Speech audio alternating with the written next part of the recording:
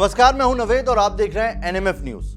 खुद को पंजाब का वारिस बताने वाले अमृतपाल की उल्टी गिनती शुरू हो गई है। पंजाब वारिस दे संगठन का मुखिया जो पंजाब को खालिस्तान बनाने का ख्वाब देख रहा था, पंजाब के युवाओं में भड़काऊ बयान देकर उनका ब्रेन वॉश कर रहा था, उसके बारे में बड़ा खुलासा हुआ है। वो पाकिस्तान खुफिया विभाग आईएसआई का टट्टू निकला है।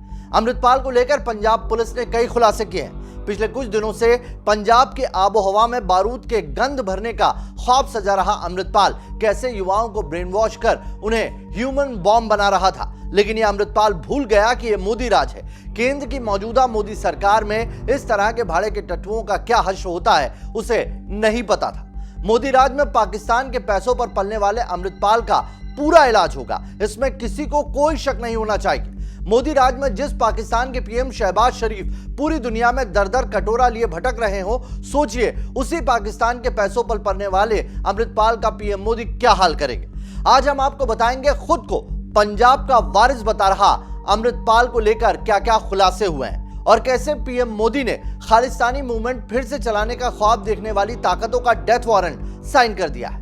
अमृतपाल पर नकेल कसने के लिए क्या केंद्र सरकार का प्लान है, जिसके बाद कहा जा रहा है कि अमृतपाल की उल्टी गिनती शुरू हो गई है।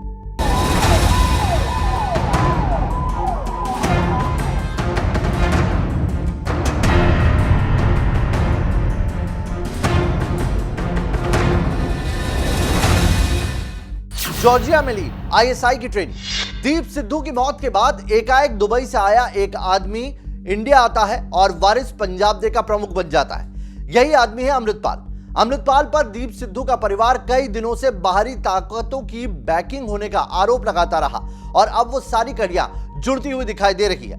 पुलिस ने अमृतपाल पर जो खुलासे किए हैं वो बड़े चौंकाने वाले हैं। दुबई में आईएसआई के संपर्क में आया अमृतपाल।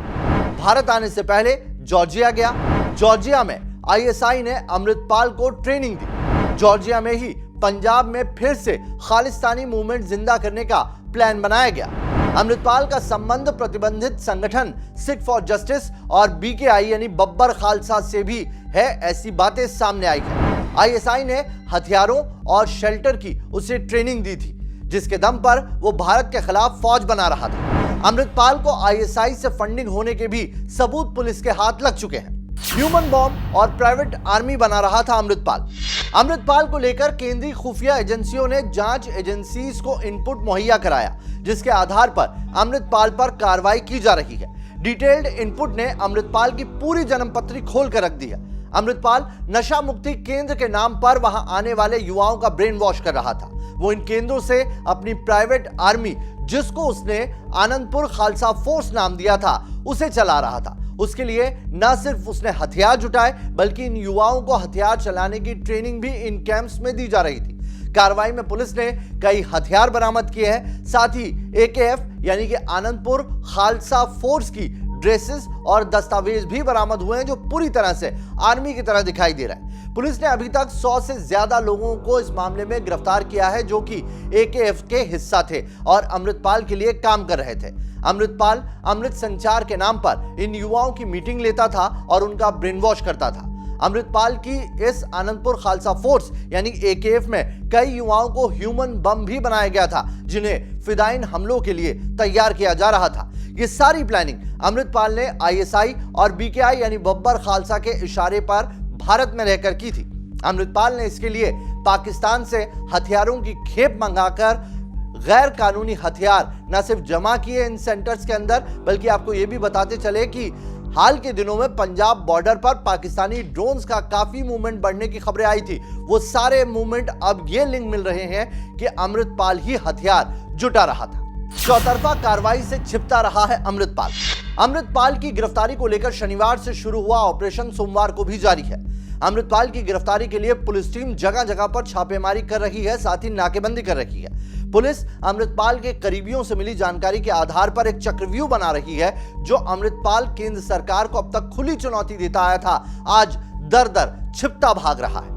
पुलिस को अमृतपाल के जालंधर में छिपे होने की खबर मिली और उसके बाद पूरे जिले के एंट्री एग्जिट पॉइंट्स पर पुलिस टीम तैनात कर दी गई है। अमृतपाल के गांव जल्लूखेड़ा में भी पुलिस फोर्स को तैनात किया गया है, साथ ही वहां पर खुफिया इंटेलिजेंस भी एक्टिव कर दी गई है। आपको यह भी बताते चलें कि पंजाब से सटे राज्यों जम्मू कश्मीर और हिमाचल से लगती सीमाओं को भी पुलिस ने सील कर दिया है। अमृतपाल के चाचा हरजीत सिंह और ड्राइवर ने रविवार देर रात पुलिस के सामने सरेंडर कर दिया। 1 लाख कैश और पिस्टल भी उनसे बरामद हुई। पुलिस ने अब तक इस मामले में कुल 114 लोगों को गिरफ्तार किया है। अमृतपाल को अदालत में पेश करने के लिए वारिस पंजाब दे के कानूनी सलाहकार ईमान सिंह खारा ने रविवार को हाईकोर्ट में अपील की है। जस्टिस NN शेखावत के आवाज पर हुई सुनवाई के बाद पंजाब सरकार से 21 मार्च तक का जवाब अमृतपाल को पेश होने के लिए मांगा गया। पुलिस गिरफ्त में आए अमृतपाल के करीबी और फंडर दलजीत सिंह कलसी की गिरफ्तारी के बाद भी पुलिस के हाथ कई जानकारियां मिली है। कलसी की गिरफ्तारी के बाद ISI की फंडिंग की भी सारी कड़ियां पुलिस के हाथ लग चुकी है। कलसी के पास 2 साल में 35 करोड़ का विदेशी फंड आया और उसकी लगातार पाकिस्तान में भी बातचीत के फोन रिकॉर्ड पुलिस के हाथ लगे हैं। पुलिस ने पंजाब रोडवेज और पनबस बसों के संचालन पर भी पाबंदी लगा दी है ताकि हालात ना बिगड़े और साथ ही मोबाइल SMS और नेट भी बंद कर दिया गया है कई इलाकों में।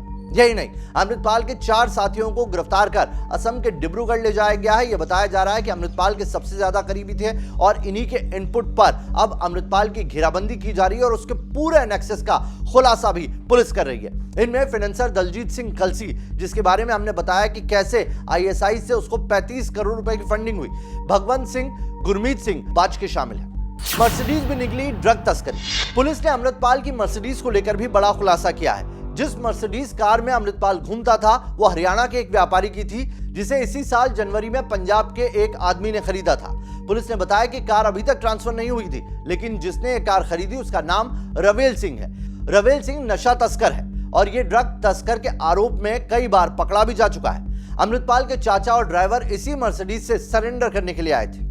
ये सिंघम कर रहा है अमृतपाल की गिरफ्तारी का ऑपरेशन लीड।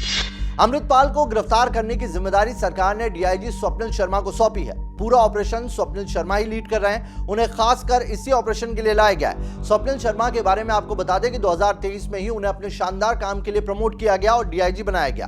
पंजाब में शराब और ड्रग्स तस्करों में स्वप्निल शर्मा के नाम का खौफ है।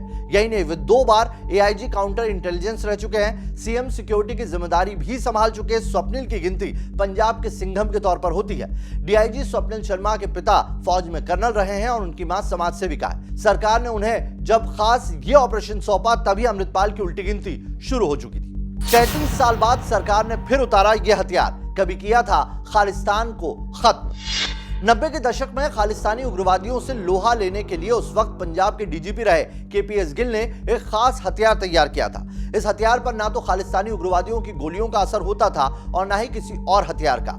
इस हथियार ने खालिस्तानी मूवमेंट को बड़ा नुकसान पहुंचा था। यह हथियार था बुलेट प्रूफ ट्रैक्टर, जिसे गिल ने डिजाइन किया था। एक बार फिर यह बुलेट प्रूफ ट्रैक्टर पंजाब की सड़कों पर नजर आ रहे हैं और इस बार इसका इस्तेमाल अमृतपाल को रौंदने के लिए किया जा रहा है। इसे पूरे 33 साल बाद मैदान में उतारा गया है। यानी अब अमृतपाल और भारत को दहलाने का ख्वाब देखने वालों को मोदी ने उनके अंजाम तक पहुंचाने का ऐसा आदेश एजेंसीज को दिया है कि उनकी पुश्ते तक याद रखेगी। आपको हमारी ये स्टोरी कैसी लगी हमें कमेंट करके जरूर बताइएगा।